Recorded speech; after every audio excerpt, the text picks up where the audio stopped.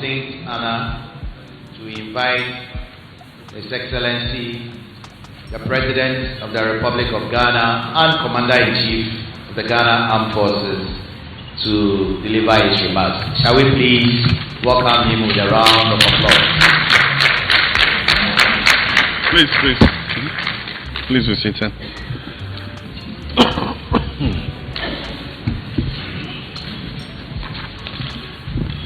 Thank you very much. President and members of the Upper East Regional House of Chiefs, our paramount Queen Mothers, our Ministers of State, members of the Council of State, members of Parliament, our Majority Leader in Parliament, senior government officials, and all who are present here. I wish you a very good afternoon, and it's my extreme pleasure to receive my fathers and mothers in the seat of government. This the first time we have received you officially. When your son moves into a new house, you have to follow and go and see if he has settled properly. And so I appreciate your visit. We're doing well. As you all are aware, we inherited a quite difficult situation, especially with the economy.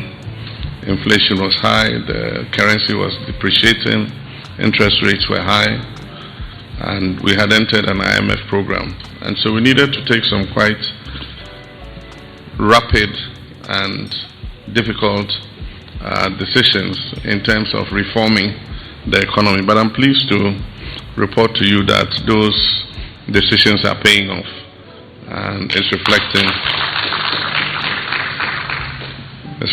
in the economic stability we're beginning to see, the reduction in inflation, reduction of prices of goods and services in the market, reduction in price of petroleum products, and relative stability in our national currency, the cedi.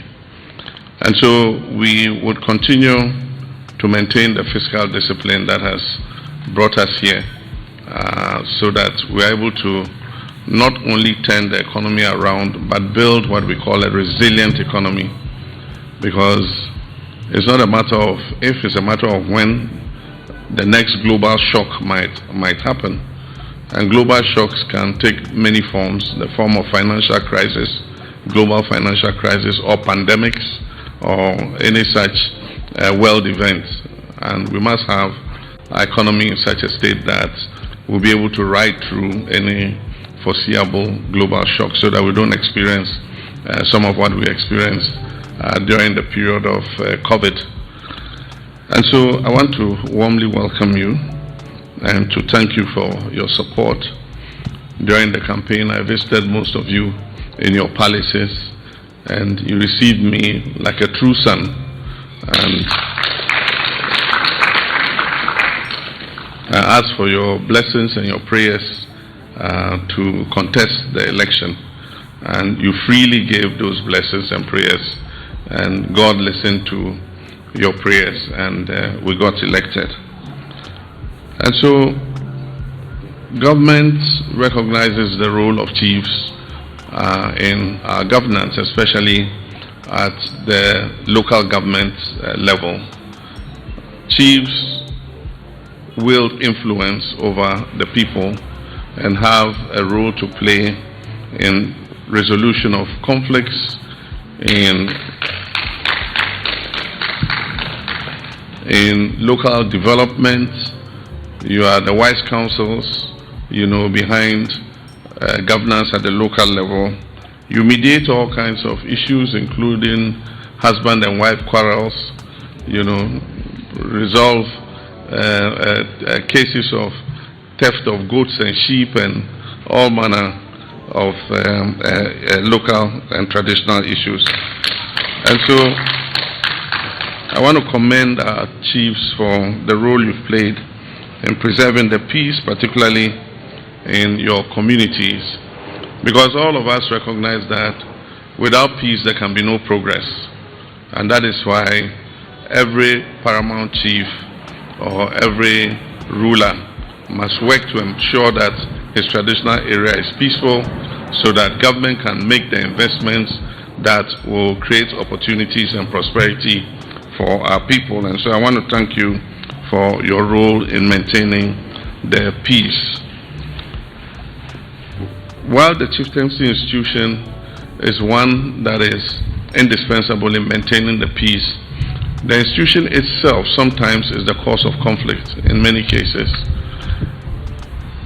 There are traditional areas where there's peace, there's a chief that is respected, he's been on the skin for 2, 3, 4 decades. The instant the incumbent traditional ruler passes away, then succession becomes a major problem. And sometimes when it happens, the area sees no peace for a very long time. And so we need to find a way where the rules of succession are followed. In the past, we knew clearly what the rules of succession were.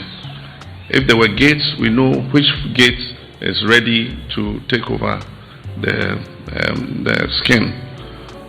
But now, sometimes when there's a vacancy, the kingmakers, everybody knows that it is this particular gate's turn, or it is this particular person's turn.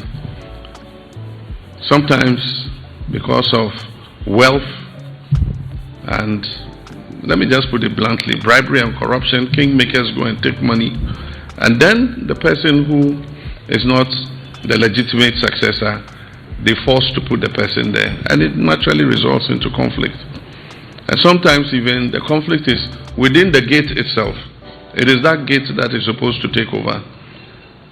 But deciding who in the gate should succeed also becomes an issue. And so we urge the regional houses of chiefs and the National House of Chiefs to deliberate on this in order that we are able to resolve these conflicts.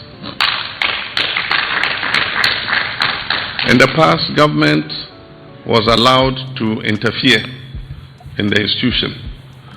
But we realized that government's interference caused more problems than solved the problems. And so the 1992 Constitution spelled clearly taking government completely out of matters to do with chieftaincy and gave the authority to the chiefs themselves to do your own peer review and peer resolution of chieftaincy and succession. And so government has no role to play when it comes to succession, because the Constitution completely takes our hands out of it. But when that succession results in a disturbance of peace and law and order, then government has the duty to intervene and ensure that law and order is maintained. There's the reference that was made to the relative peace that is coming back to Bawku. We are not out of the woods yet. The Otumfo Committee was established by my predecessor, Nana Akufo-Addo. And so in his handing over notes, he mentioned to me that he had invited Otumfo to mediate in the conflict. And so as his successor, I was duty-bound to allow that mediation to go on. And I want to thank Otumfo again for the role that he played in mediating the conflict. While the mediation was ongoing, there was violence, killings. It's estimated about 119 people lost their lives in the period of the mediation. But thank God, ultimately, his report came out. And the mediation process was meant to work to find a traditional resolution to the conflict. And the thinking was that we could get the parties to the conflict to, in a traditional manner as was done in the past, find a way to accommodate each other. Unfortunately, I think that didn't happen. And once it didn't happen, then the mediator had no option but to revert to what the law says. And so his report basically, stated what the lawful position was. And I swore an oath to uphold the Constitution and the laws of the Republic of Ghana. And so I cannot be sentimental in terms of implementing the law. And everybody knows what the law states, that the truly gazetted chief of Bawku Naba is Na Abugrago Azoka. That is what the law says. He is gazetted. And so I cannot have any sentiments in the matter and have somebody who is not gazetted come and say, I am the Bawku Naba too. And so I have to do what I have to do to ensure peace in Bawku. Which is what we've done. The law is the law. And so it's not only Bawku, there are other places. You have the Bolga chieftaincy dispute. It's been adjudicated by the Judicial Committee. And our hope is that when the Judicial Committee takes its decision, we must implement the decision. It is not in anybody's power to say, yes, it has taken a decision, but I don't agree with the decision. And so I also am imposing myself as a rival chief. If we do that, we would have chaos all over. And it's not only in the Upper East, there are many other places. Recently we have Sampa, has become another problem. Sunyani, there was a long reigning chief. As soon as he died, conflict over the chieftaincy. And sometimes it's not even chieftaincy, it's land, issues of land, borders and disputes over land. But in all this, we must recognize that violence does not solve the problem. Because we no longer live in the jungle where it's survival of the fittest and that the strongest is the one who rules. You can fight as long as you want. It will not solve the issue. And so we must always go by the law or go by arbitration or go by mediation. Those are the only options left to us. You can be of two ethnic groups, you can shoot each other, you cannot eliminate one ethnic group. And in these days and ages, there's a law against genocide. If you commit genocide, you will face the law. And so let us make peace work. And it's only when peace works that we'll be able to bring progress to our people. Now that relative calm is coming to Bawku, I announced the 1 billion Ghana CD fund. And we call it the Bawku Restoration Fund. And so that fund is supposed to speed up development in the 6 districts that constitute the Bawku area. To be invested in roads, health facilities, educational facilities, irrigation dams, income generating projects and all that. And I intentionally made the Minister of Finance the chairman of the committee, because he's the one who has to provide the money. If he's the chairman, the money will come quickly. And of course, other members include the Honorable Majority Leader, who's an MP from the area. And so it's my hope that the committee will be inaugurated soon and it will begin its work. The 1 billion is to be disbursed over a 3-year period. And so they will identify what the projects are, where the projects should be, and the funds will be allocated. It will go through procurement, contracts will be awarded, and people will start working on the projects for the Bawku Restoration Fund. We are investing $10 billion over 5 years in big push projects. A lot of the money for the big push is going into road construction. And so, for instance, we want to connect the Upper East to the Upper West through Tumu, from Bolga through Navrongo, and through Tumu all the way to Wa with a first-class road. I know that road well because that's the road my father used to travel to visit his friend Imoro Igala in Tumu. And somebody said, our grandfathers and our fathers didn't do it. If you don't do it, he will go to heaven believing that that road will never ever be done again. But we're serious about it. We're breaking it into lots and giving it to different contractors so that we can speed up the work.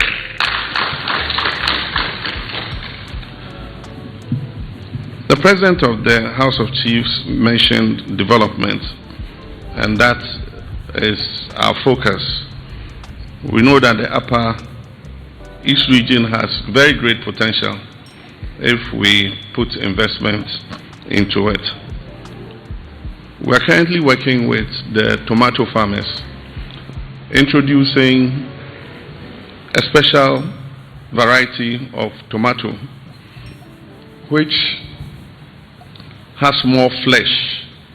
The traditional variety that our people are used to farming is the watery type. Once you crush it, it's all water, almost 80% water and only 20% meat. And so there's a new variety that is more beefy with less water, and that is good for processing and preservation, for making tomato puree and all that. And so as I speak, under the Ministry of Agriculture, our Feed Ghana program, the vegetable component of it, the experts are working with the farmers and giving them that new variety. Once we start to produce that new variety, we're also scoping the Palugu tomato factory. We need some additional equipment to make it fully functional. That will not only produce the tomato product, but will also be able to package it for the market. And so that is being worked on, and I hope that soon I'll have the opportunity to join you for us to reactivate that factory. We also are looking at the Palugu multipurpose dam. It is at an estimated cost of almost $1 billion. It's 900 and something million dollars. It's quite a big project. And so the strategy we're trying to adopt is to begin the first phase. It's in two phases. One phase is the hydro power, and the second phase is preparing the irrigation, the land for irrigation. And so we're looking to see if we can start the first phase, which is preparing the place to put in the dam to produce electricity. It's estimated that it can produce up to 60 or 70 megawatts of power, but it's been designed as a hybrid, and so it's going to be a solar component of it, which would also produce about another 30 to 40 megawatts. So in all, to make it economically viable, it has to produce a little more than 100 megawatts to be viable.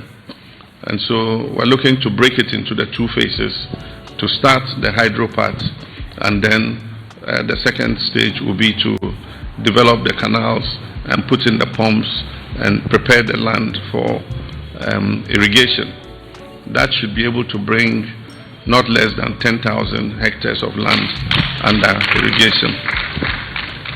But it's also for flood control, because its catchment area is supposed to be a very big weir, and anytime it's the raining season before the Bagri Dam is opened, we will spill out some of the water in the Palugu Dam, so that when the water comes from Bagri, it will retain a lot of it without overstretching and destroying people's farms and houses.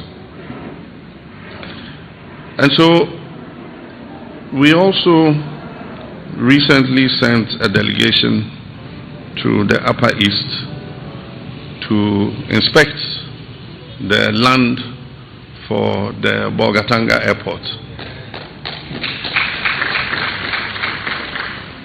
They've confirmed that the site is good, and recently, by courtesy of the majority leader and his members of parliament, they approved a new airport infrastructure development levy. And so the airport is to be funded out of that levy. And so very soon I will come and will invite all of you, and we'll go to the site and cut the sod for the start of the construction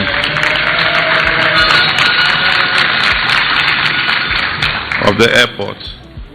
We're also looking at areas where water supply is difficult so that we can enhance the water systems to produce more water for our people. We're also continuing with the rural electricity program. The minister made allocation for rural electrification in the budget. And so the MPs are all looking at their areas that are not yet connected. And once that is done, we're using our own funds. We're not taking any loans to do the electrification. And so our own contractors are the ones who are going to be contracted to do the connections to the national grid. And so I want to thank you as custodians of our culture, and to say that we will continue to work closely with our chiefs. We will continue to work to improve your conditions so that you are comfortable to be able to continue the work you are doing. Indeed, you suffer more than us, because you are right there amongst the people. Your palace is right amongst the people. They only just have to walk to reach your palace. If they haven't eaten, is your problem. If their wives are sick in hospital, is your problem. He's impregnated his wife, but you have to go and pay the cost of the childbirth. His wife has given birth. He impregnated her, but you have to pay for the outdooring. And so we know what you go through. And your minister is here. He's already announced some of the enhancements that we have done to the little allowances that you get. We know that it is not at the level that all of us are satisfied with, but I can assure you that as we grow and expand the economy, and the economy gets better, we'll be in a position to also enhance the allowances that we pay to you. And so I want to thank you. I think this is what I'll say for the meantime, and to thank you for the visit, and to also announce that I'll be coming around. We are designing our usual government accountability series. And so I'll come together with the ministers, all the ministers, to all the 16 regions. We'll call the Regional House of Chiefs and all the stakeholders. And if there are any things you think government should do, you can draw our attention to it. And we also can tell you what our policy for the region is and what we're doing in the region. We'll come for a day or two. The first day would be to go around and inspect government development projects ongoing in the region. And the second day will be the dialogue, where we'll sit together with you and we'll discuss the development of the region. So we'll visit all the 16 regions. Once we've done that, they will do the district version. And so that one, the MPs and the district chief executives will also do the government accountability series in the district. And so they'll call the chiefs in the districts, the stakeholders in the district, and discuss the development of the district. And so I will say goodbye to you, because I'll be seeing you very soon, as soon as we start the series. Thank you very much. God bless you.